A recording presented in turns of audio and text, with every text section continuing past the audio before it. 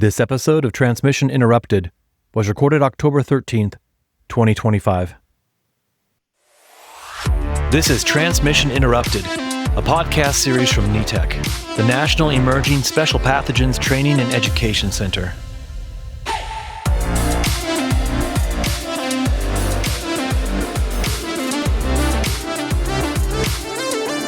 Welcome to Transmission Interrupted from NETEC.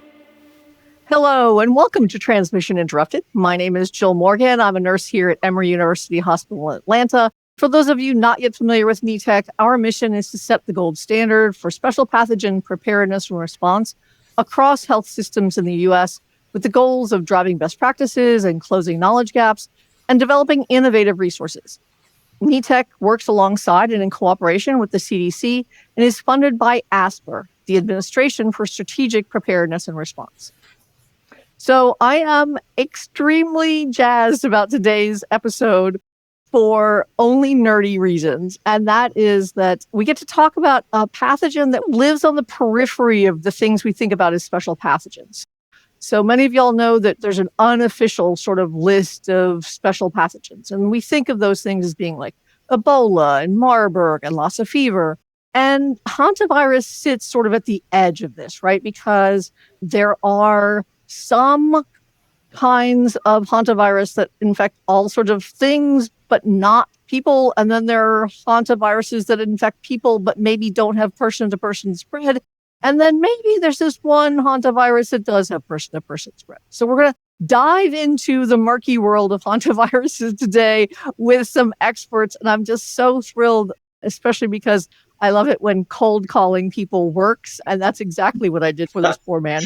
So we're joined today by Dr. Stephen Bradfute, who is the Associate Professor in the Department of Internal Medicine at the Center of Global Health at the University of New Mexico Health Sciences Center. And yes, I did just reach out to him after I saw an article about a mouse in a cactus about him. And so I'm really grateful that you're here with us today. And then I also am joined by an old friend, Dr. Gabby Frank, who is a professor of medicine at the Johns Hopkins University, and she's the director of the Johns Hopkins Special Pathogen Center. And today she's actually joining us from her former home in Denver. So thank you guys so much for being here. I really appreciate being able to explore a new topic for us. Well, thanks for having us. It's a real pleasure. Happy to be here. Jill, you're always fun to work with. Well, thank you. So we're going to talk about some not fun things today. So let me just warn people that there will be discussion of rodents, both cute and infectious.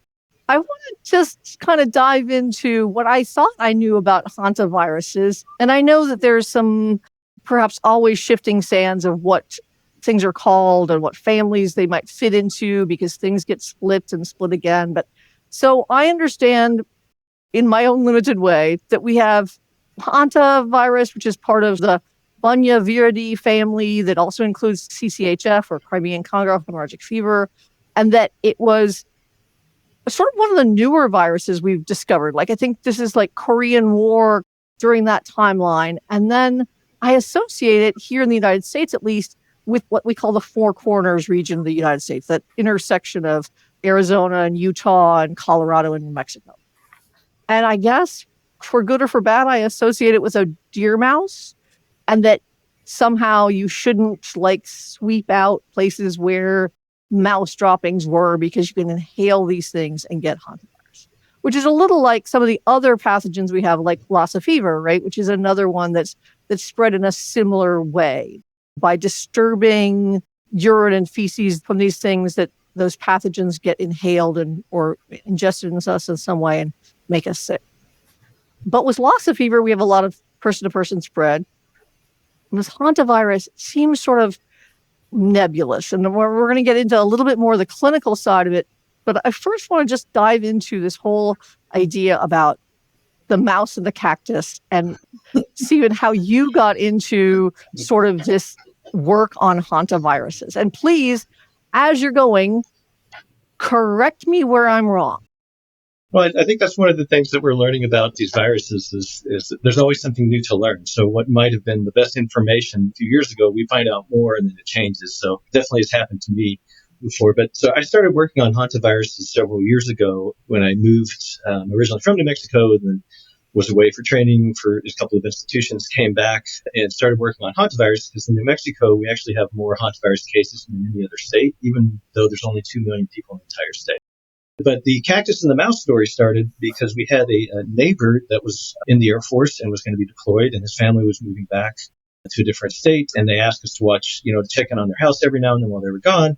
And they were catching a lot of rodents in their garage and asked us to continue looking at that. And when we did, I noticed a lot of these rodents were deer mice. And it made me think, I live in Albuquerque, and I was like, well, there's only been 2 cases in the entire county that Albuquerque's in of hantavirus that we know of. But here's all these deer mice that we're catching. So it kind of started the simple question of, well, how come we don't see a lot of hantavirus infection in places where deer mice live?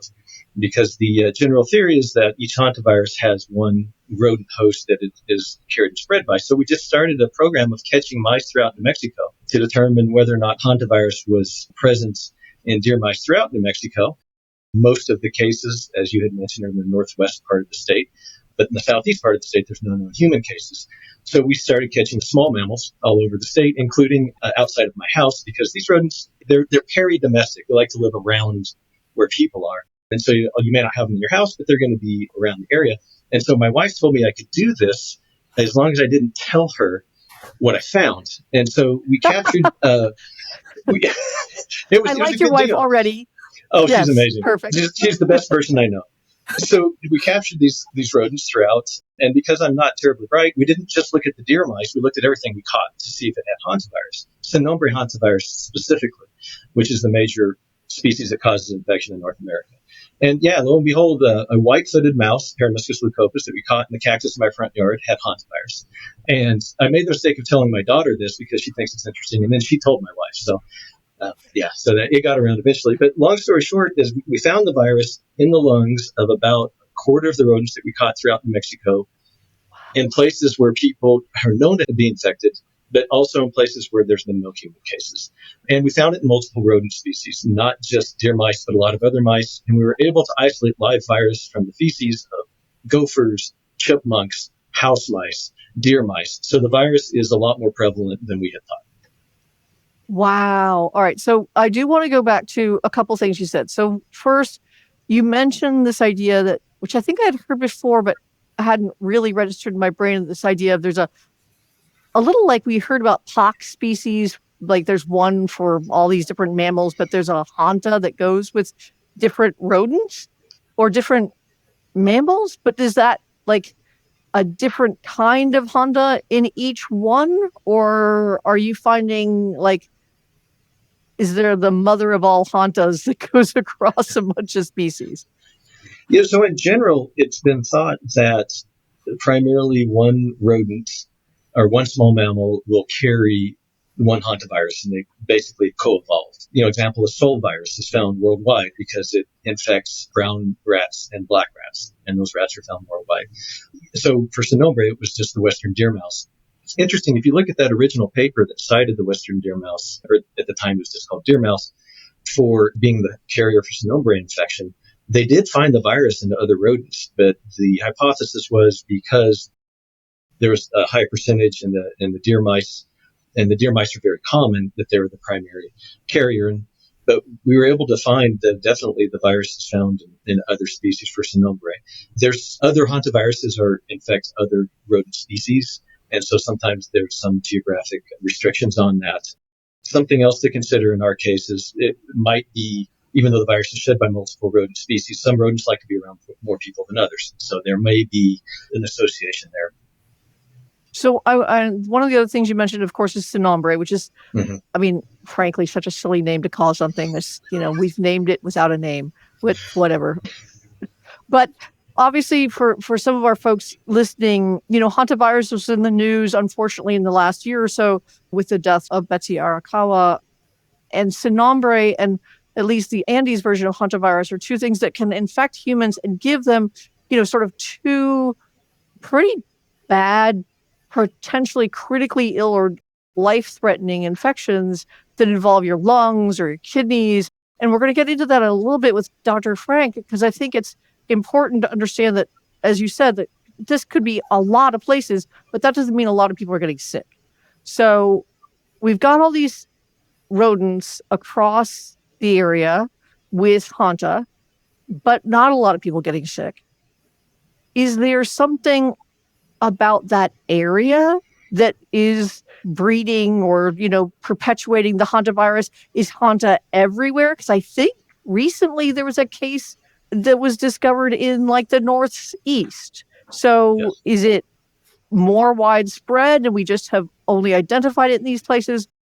I'm struggling to understand how something could be in that many places, or that 25% of these things are carrying it, but people aren't getting sick. Yeah, and so it's a great question. We do know that the virus does not appear to spread very well from rodents to humans, for Synombre hantavirus particularly. One of the questions is maybe there's more infections than we realize, and a lot of people have mild or subclinical infections. So there's been serial surveys that have been done, but the last one that we can find that was published was about between 20 and 25 years ago. There's a series of serial prevalence showing, around 1-2% of people having antibodies. We do know that there's a lot of false positives in these tests. So what we're doing now is we're in the middle of a serial survey looking at over 2,000 samples from individuals throughout New Mexico, weighted by county, to see if the virus is more prevalent than we originally thought, especially as it's been, a couple of decades since we've really looked at this question. So it could be that you have a lot of cases that are either missed because they're misclassified as another disease because it is rare, or maybe they're mild or subclinical. But I think you brought up a really interesting point that another possibility is it could be that different regions geographically are more conducive to transmission of the virus to people. Most of the cases are in the southwest and west, but there are cases in the northeast. We were involved with Michigan Department of Health looking at the first hantavirus case in Michigan, trapping rodents there. We didn't trap any deer mice, but we did find some other rodents that were carrying the virus. So they could be missed, or there might be something in the microenvironment that is more conducive to the virus aerosolizing and being stable, and therefore it's more infectious. There's also a possibility of genetic differences. I know some folks, Shannon Whitmer and colleagues at CDC have looked at sequencing these viruses in different parts of the United States to see if there's differences in the sequence of the virus, which is difficult because they're difficult to sequence. And so there's been some nice work done with that. So those are all, I think, possibilities of what's going on. We might be missing it. There might be genetic differences. There could be microenvironment differences that relate to transmission. And just to add something, there's some, like one of the seroprevalence studies that was published from Finland. That is, again, it was published almost 20 years ago because they studied between the mid-1990s to 2008. And what they identified, again, this is a different hantavirus, right? They have the Tumala in that area. But what they identify is that only 15% of the infections were actually diagnosed and reported. So the question is, are all the other cases going underreported because they have very mild disease, or are they being misdiagnosed? Because, if you don't think about it, they're harder to diagnose as compared to other diseases that we have easily available tests to check. So, and again, the studies in the US, we're still lacking, and hopefully we're going to get that answer at some point if we are underdiagnosing it. But from seroprevalence studies in Europe, and again, they're not newer, they were up to 2008, only 15% of the cases were being identified.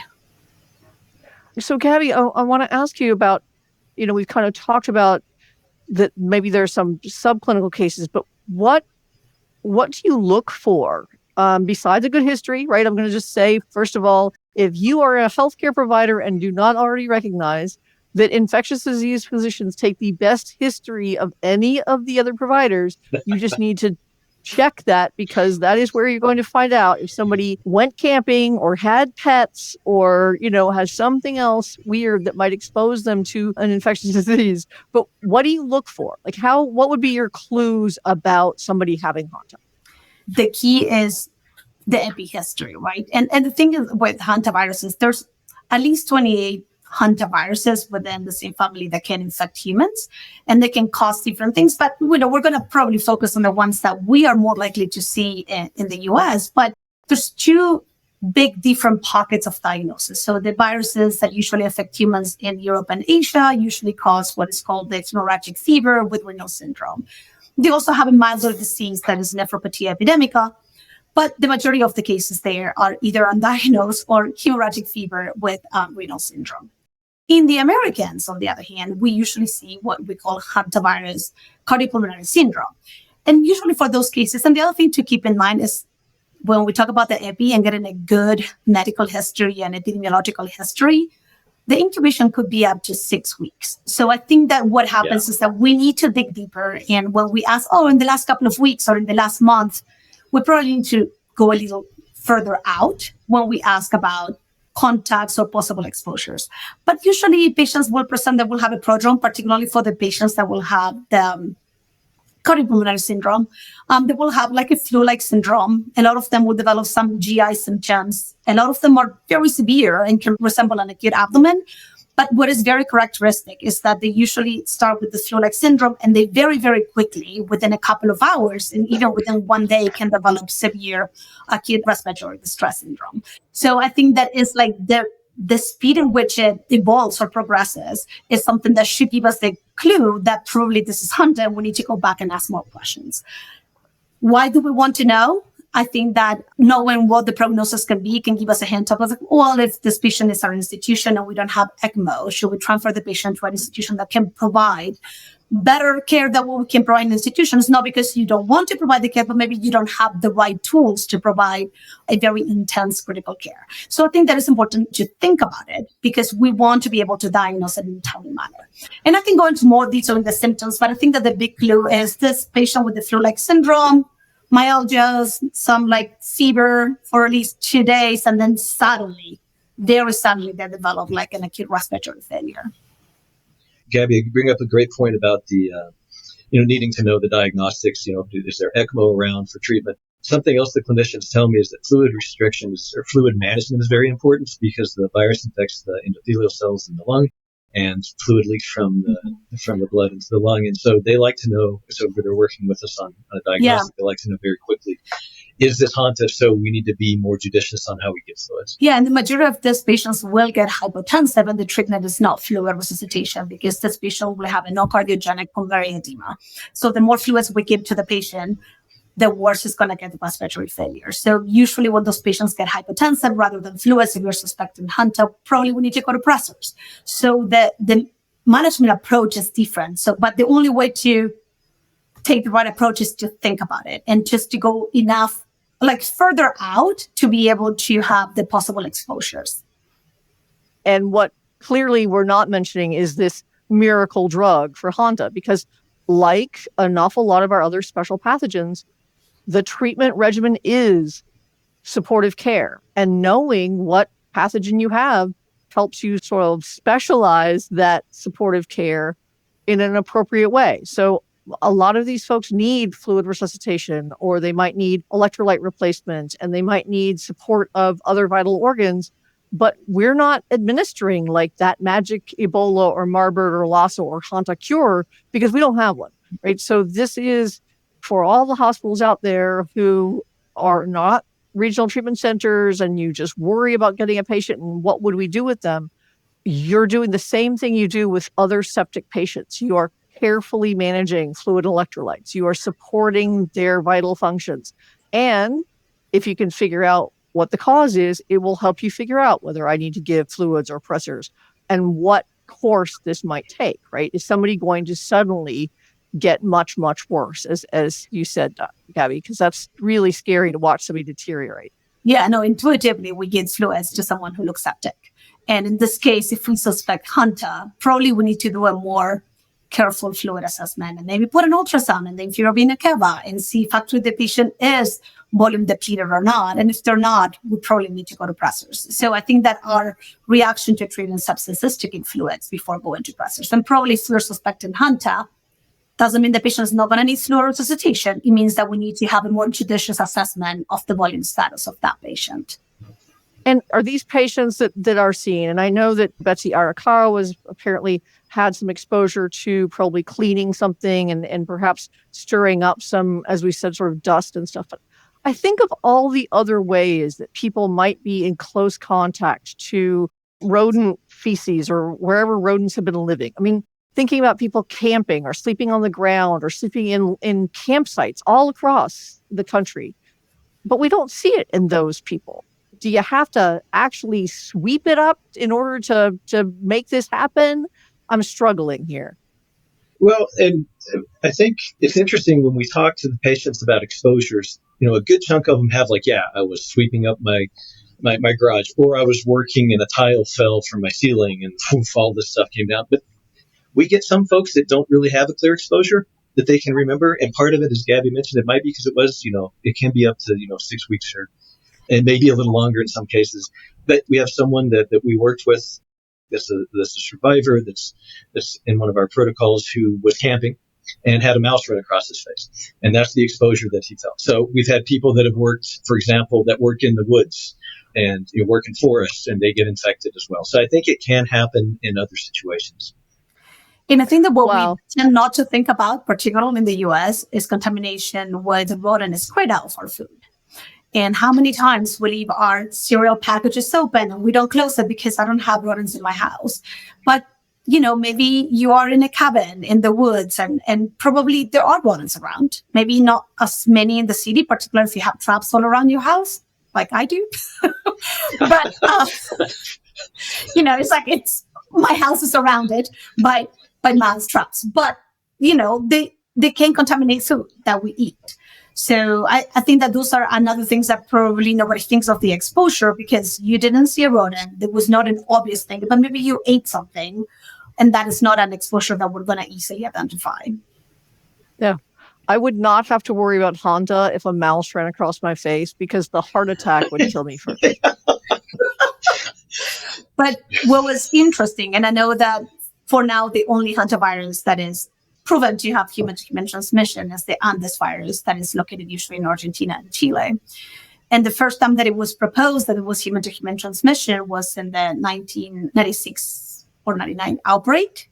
And then there was suspected again, but it wasn't until the 2018-2019 outbreak that they actually did the whole epidemiological study, and they found how there were 4 different ways of secondary exposures, but initially the RO was 2.2. And after they decided, okay, supposedly we don't know it's a human-to-human transmission, but based on the epi, this is what it looks like. So they ended up isolating people, and that's when they were able to decrease the RO to 0.96.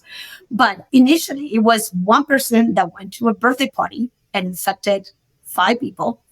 Out of those, one person infected another 6. When that person died, the wife went to the wake and was symptomatic. She infected another 10 people. And there were 3 cases of nosocomial transmission, but not to healthcare workers. And it was thought there was droplets. That was aerosolized droplets of people talking because they were all symptomatic at the time of the transmission. But that is something to keep in mind for people that have symptoms that return and were camping in Patagonia. But luckily, we don't see the human-to-human transmission in other hantaviruses yet. Yes. First of all, great point. I think this idea of person-to-person spread, right, is super important for me as a healthcare worker. For the reason I, stand on my soapbox about PPE is there are so many things that have person-to-person spread. And it's so frustrating as a nurse that, you go in for your 3 12-hour shifts in a row and, you're going in for your 3rd 12-hour shift. And that's when they decide to put somebody on isolation. And you're like, I just spent 2 days, all up in there. And now you're going to say maybe they've got something? That's not nice. So we really do want to be very proactive about thinking about what has person-to-person spread and how people should protect themselves. And I'm going to give a plug here that Andy's hantavirus, as Dr. Frank just said, we regard as having person-to-person spread and needing the same level of PPE as we would use for any of our other viral hemorrhagic fevers. Might that be overkill? Yeah, I don't care. This is how we recommend this get treated in a hospital setting, is to act like it is a viral hemorrhagic fever. Those are the symptoms it's going to cause in people, whether it's for pulmonary or from the hemorrhagic fever with renal syndrome, from people from largely Europe. But it's important that people think about that and make sure that they're protecting themselves. So definitely full coverage PPE, respiratory protection. And no, we don't know a whole lot about how the person-to-person spread is occurring. Luckily, these outbreaks are pretty rare. But I want to get back to something both of you have mentioned, which is this idea of finding live virus and linking that to how we test people.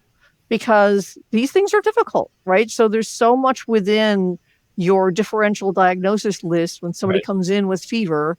It's very difficult to winnow that down. Obviously, a good history helps. But how do we diagnose this? Can any routine lab test for it? And then I'm going to go back to Stephen about where all this is in the rodents and whether it's just in urine and feces. Well, and I think that the first step for a good diagnosis is to think about it, right? We're not going to send the test on something that we're not even considering. And there's certain things that have a high somewhat specificity and sensitivity for when we're thinking of Hantavirus cardiopulmonary syndrome, that is like thrombocytopenia. So do I have a patient that has this acute respiratory failure with thrombocytopenia? Do they have a left side shift without any toxic granulations in the WBCs? Do we have more than 10% of immunoblast in peripheral WBCs? And do I have hemoconcentration? If I have 4 out of those 5, it has like a 96% sensitivity and 99% specificity for Hantam, or at least that's what it has been published. So that is something that can make us think, okay, we have a patient with an acute respiratory distress syndrome and also has a couple of those things. And that is something that will make me think, do I need to diagnose it? We can do either serology and diagnose the patient if they're symptomatic. All of those patients will have positive IgM. We can do seroconversion and check IgG and the increase of 4-fold, but we can also do PCR, right? And the PCR, these patients are viremic from before the prodrome, so during the incubation, and they will remain viremic almost to either recovery or whatever outcome the patient has. Whether it's a good or bad outcome, they usually remain viremic to the end of the clinical phase.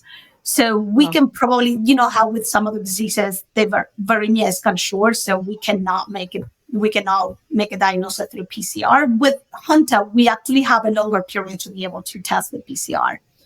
I'm going to let Stephen also add to that because he did something. Yeah. He had a gesture. Oh, no. I was taking notes. This is really great stuff. Yeah, something, I think you brought up a really good point about, the clinical diagnostic, having 4 of those 5 criteria gives you, pretty good indication that you have HCPS, the cardiopulmonary syndrome.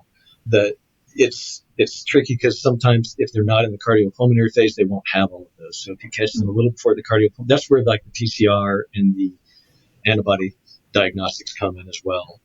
But sometimes it's tricky. Sometimes these patients are in rural areas where there's no access to rapid testing. And so that's something that we're really trying to push for is a rapid diagnostic where you can I think it would be really helpful in understand and not missing cases, right? Where people just come in and it's like, hey, put a drop of blood on your rapid diagnostic and tells you if you're IgM positive. So we've done some work with that. It's difficult to find the kits that are available for that. But I think that's a real need is the rapid diagnostics. Particularly in endemic areas, right? So for partners, probably most of the urgent care clinics in place, they probably would be very nice if they have access to rapid testing. Well, and if we could start to identify some of these cases that don't progress to these critical illnesses, then we might end up finding out there are many, many more cases out there, which on the one hand would be good, right? Because that's going to change how we think about like a case mortality rate. But also important for us to think about other things that people are being exposed to and maybe what the future looks like for that. And Steve, I wanted to ask you, you mentioned we are not sure about the microenvironment. And initially when I thought about the 4 corners, in my mind, I think hot and dry. But then you think about some of the other places where these hantaviruses are common, Russia and Finland. And I don't think about those places as necessarily being hot and dry.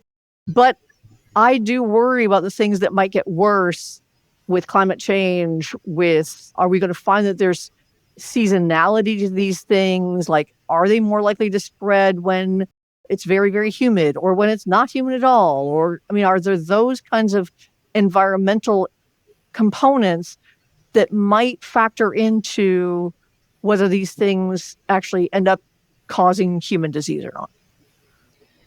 Yeah, I think it's a great question. And I do think that it might somewhat vary. And again, this is just hand waving at this point, but it might vary based on the hantavirus you're looking at. Because getting into this, I tended to think of hantavirus that cause HCPS is very similar, and those that cause HFRS to be very similar.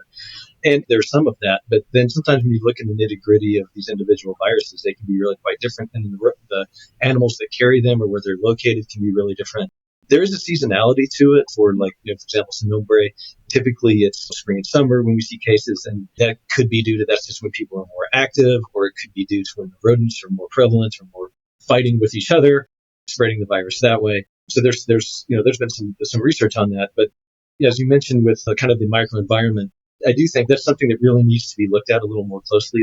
There's a group out of University of Nebraska, Omaha, who just published a paper, and I'm on it. I didn't do much work, but we helped them out with some of the virus acquisition. But they looked at the effects of solar radiation and humidity on virus aerosolization, and found some correlations there. So I think that's a nice step into looking at these different sorts of questions, because parsing out, is it seasonality because of just the interaction between the rodent, small mammals and people, or is it survivability of the virus, or is it or like you said, the atmosphere, like how's the humidity today? How's that going to affect aerosolation? I think those are great questions that really need to be looked at. It's really hard to do, but I think there's a lot of smart people out there that can figure out ways to look at this.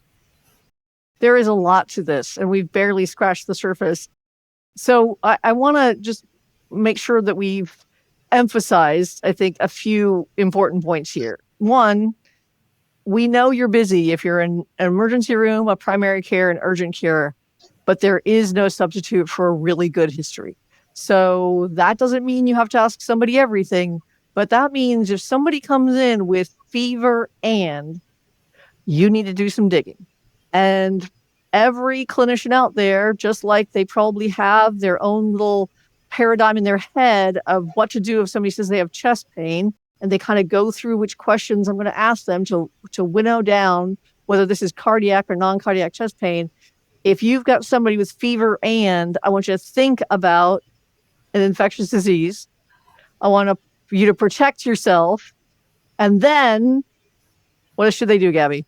No, what I was going to say, that you bring a great point. It's like fever, and if you have this patient with flu-like syndrome, not in flu season, and it's a young, otherwise healthy person, like middle-aged person, maybe that is the patient that you need to go and ask the medical history 3 weeks back and add a CBC with differential. So you can get a lot more information from that CBC rather than just what the Y count is, and you cannot see if there's a left shift or not, or if there's an immunoblast. So I think that is probably the patient. Okay, this is not flu season because we're thinking spring and summer. We're outside of flu season. We have a previously healthy middle-aged person without any other medical history that suddenly comes with like 2 days of fever, and suddenly they're on like 6 liters of oxygen and getting worse. So those are the patients that probably should light up that bulb. This is not my regular respiratory viral infection.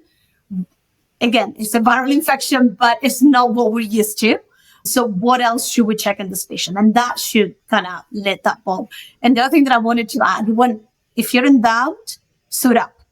Just don't send PPE on. If in doubt, suit up.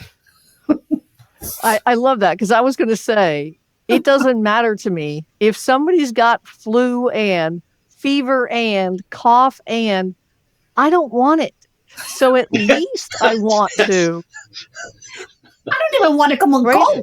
Right. So whatever it is, then, this is where we know that source control masks work to control what people are spewing out of their mouths and noses. So please, a source control mask on the patient, if they're able. Obviously, you have to consider their oxygen demand at the time, right? But then also thinking about PPE for healthcare workers, super important. You may think as a healthcare worker that you're already immune to everything. And trust me, I was an ER nurse for long enough that I really thought that they should just make the flu vaccine out of our serum because we were clearly immune to everything. You're not going to be immune to hantavirus. You're not going to be immune to an awful lot of these things. And it's important for healthcare workers to protect themselves. So flu and think of a good history. Flu and fever and think of a good history. Fever and think about protecting yourself. And if you are doing something and realize there have been rodents there, whether you want to think about rodents or not, and I do not. Sorry. It's okay. You need to consider that this is something that you might want to mention to your physician.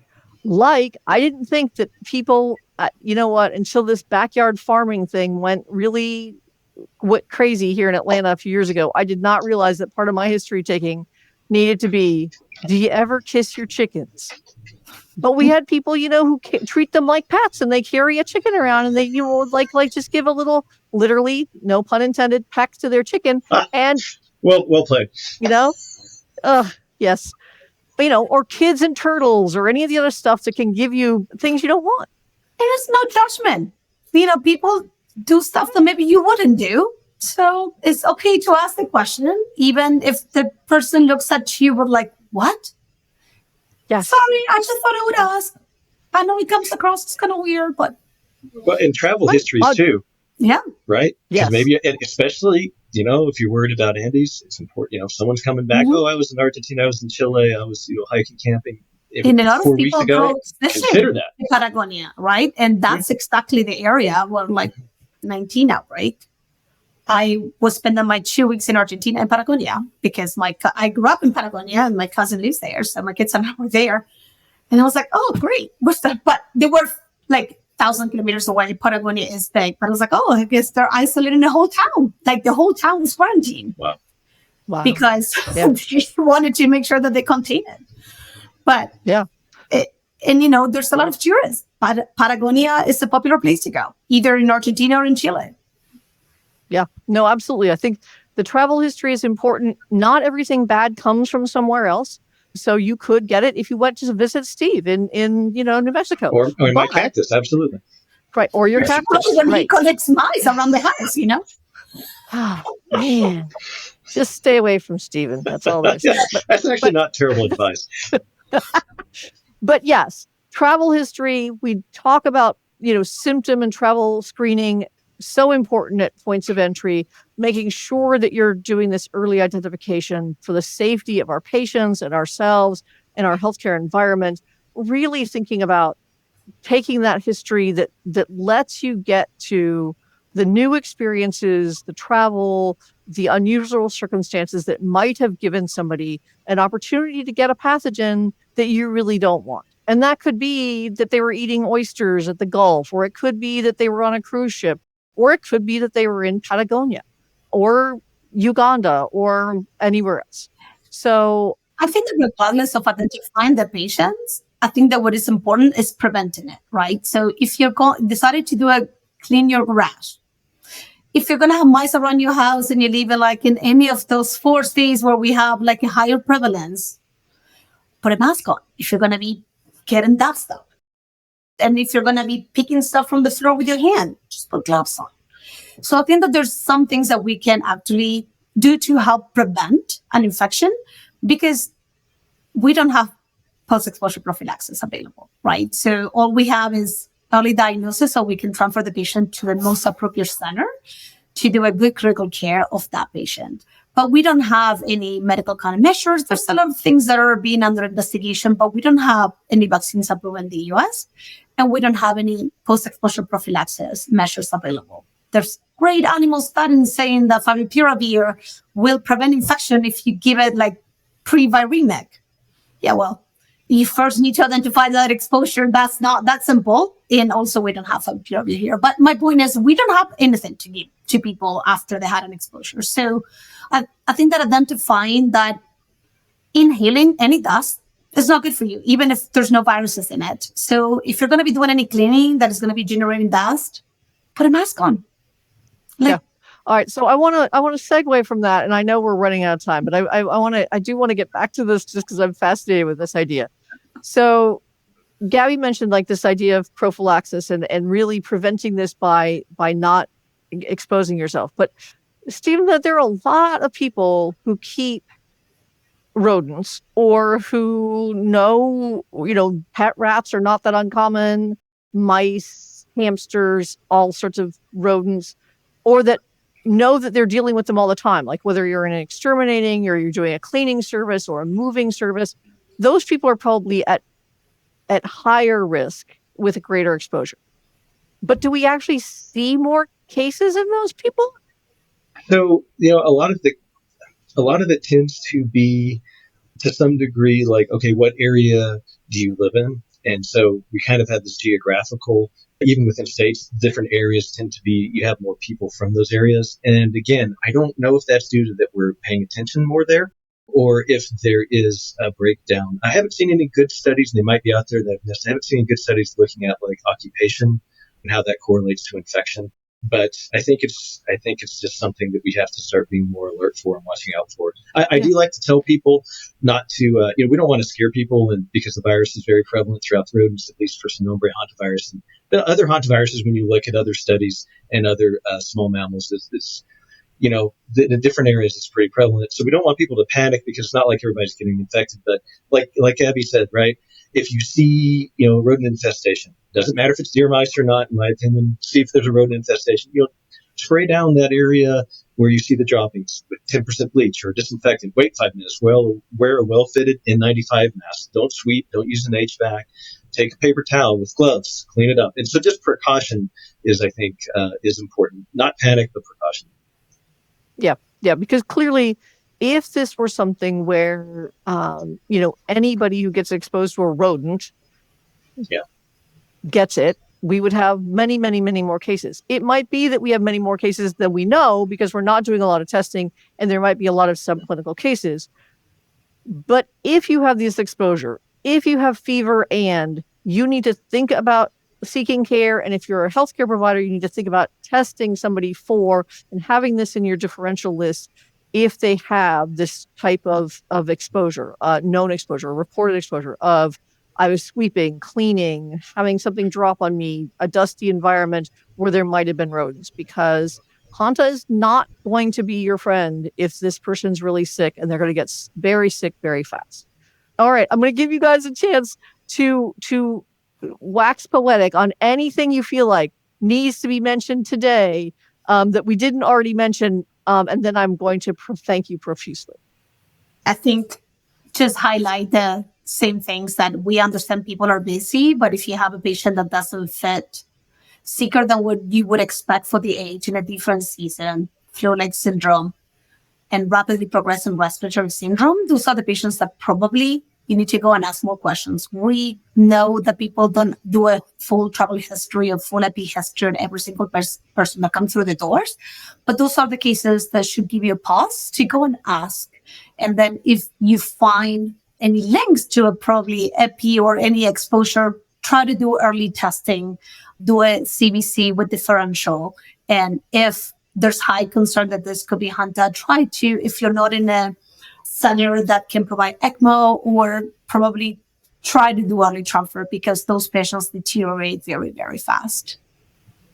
Okay, thank you. I think that's great clinical guidance. And from my perspective, I think it's important, as we mentioned, if you see something that looks rodenty, clean it up. And the good, CDC has great things on the website about procedures to do that. I think there's a lot of interesting research out there with monoclonal antibodies from groups that I'm associated with as a collaborator versus groups that I'm not. There's just a lot of great stuff out there. So there's some vaccine development. So I think hopefully there'll be some stuff coming through the pipeline. I will say I'd be remiss if I didn't mention the great people in my lab who worked on some of these studies: Sam Goodfellow, Robert Noftacy, Franny Tuig, Chenyan Yi, and others. I've been very fortunate to work not only on my own lab with these folks, but with other folks in the hantavirus field. It's been a really fun collaborative journey. Excellent. And I think it is that some of us don't get to get in on the beginnings of pathogens or when diseases are being explored. But I think there's an idea out there in the general public, at least, that everything's been found and everything's been explained, and that could be further from the truth. There's stuff we're learning every day about the mice in your cactus, about, where you could get these things, and really even about whether humans have a lot of cases we don't know about. So I still get questions about why we don't have that thing from Star Trek that, you could just wave over somebody that said, test them for everything. And I think there's this feeling that we can do that. We can just test people for everything. And that is still just wishful thinking. We don't have that test. Yes, so right. the keys to it really are understanding what the exposures are, understanding what the symptoms might point you towards, as Dr. Frank said, and really understanding that we're all still learning. This is an evolving science, from what's in the mouse to where is the mouse to what parts of the mouse might spread disease, and then what that might look like in a human, and then whether that human can spread it to another person. So it is incredibly complex. And I'm so appreciative of people like y'all who are spending your lifetimes thinking about this and working on it and making the world safer for the rest of us. I think that it's worth mentioning that science is not fast. The results we saw in COVID were only because all the resources were placed into that. But usually, and under normal circumstances, there's only it's expensive to do science, and it takes time to do good science. So sometimes we don't get the answers right away. And I think that that's why we will continue to keep learning, because we can't just know everything. So yep, it's we absolutely. just need patience and understand that things will continue to develop, and science is very dynamic. That's what's beautiful about it. Absolutely true. And nicely said. All right. Thank you guys so much. I greatly appreciate your generosity today. Thank you for joining us today about Hantavirus. For those of you listening at home, thank you for tuning in. We hope you'll join us for future episodes on all sorts of interesting, I hope, things, from healthcare worker safety, personal protective equipment, other special pathogens, infectious diseases of all kinds. So if you have any questions for NETEC or ideas for future shows, please feel free to contact us at info@netec.org, or you can find us on the web at netec.org/podcast, where you can also subscribe to future episodes and find out more about today's topic. So thank you again, Dr. Frank, Dr. Bradfute, and we really appreciate you guys being here with us today. We'll see you next time on Transmission Interrupted. You've been listening to Transmission Interrupted, a NETEC podcast, produced and edited by Benjamin Madsen, with additional support provided by Britton Clark, Veronica Lavaro, Jason Noble, and Lisa Stone. Special thanks to our guests and the subject matter experts at NETEC for their insight and guidance. This podcast is supported by the Administration for Strategic Preparedness and Response. For more information, tools, and training on special pathogen preparedness, visit netec.org. And don't forget to subscribe, rate, and share the show on Apple Podcasts, Spotify, or wherever you get your podcasts. Thank you for tuning in to Transmission Interrupted.